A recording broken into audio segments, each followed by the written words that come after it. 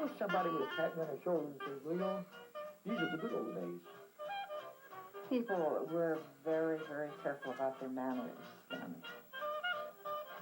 This was a tremendously romantic time. Would you like me to blow it?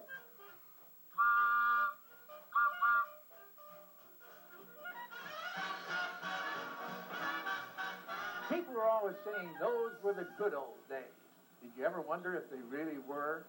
And if they were so wonderful, why did they disappear?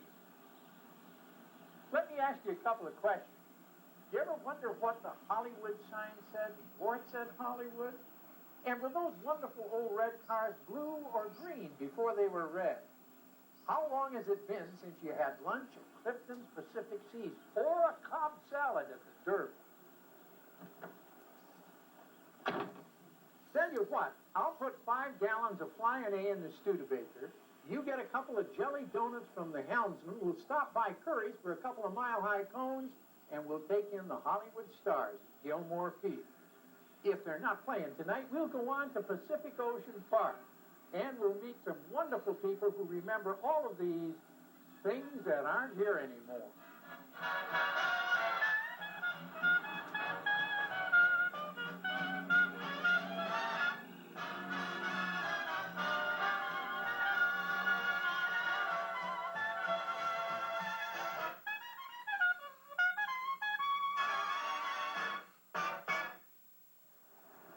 Now you see it, now you don't. And they call that history. Happens all the time, only maybe oftener in Los Angeles.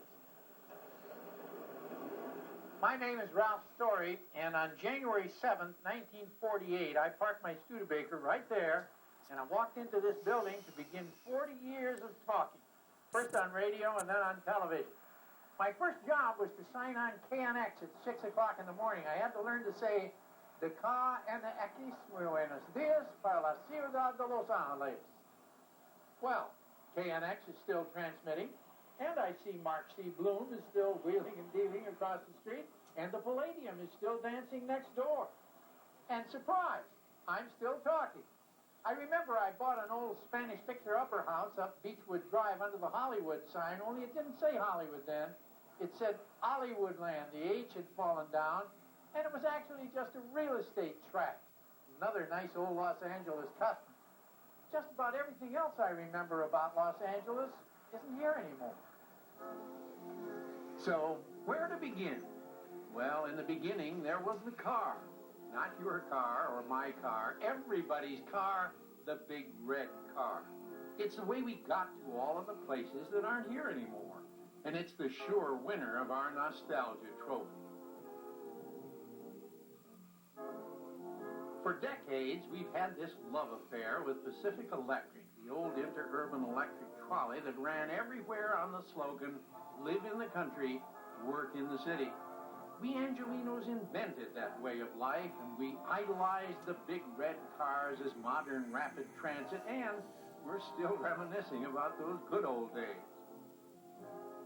I was working in downtown Los Angeles, and my husband was working on the red cars.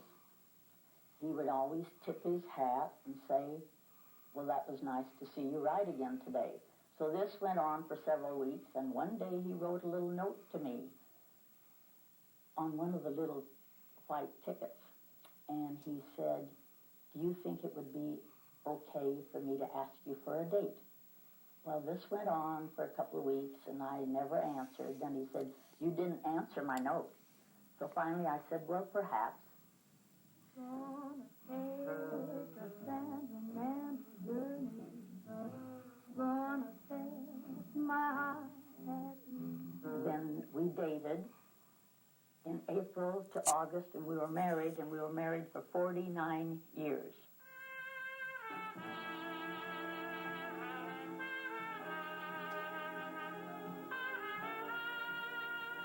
Don't look for villains like the car companies or the bus companies or the tire companies. You and I killed the big red cars. We took the trolley to the end of the line. We bought the lot and built the house, and then we betrayed our true love. We bought a car. We bought 100,000 cars. And in the 50s and 60s, Pacific Electric choked to death on them.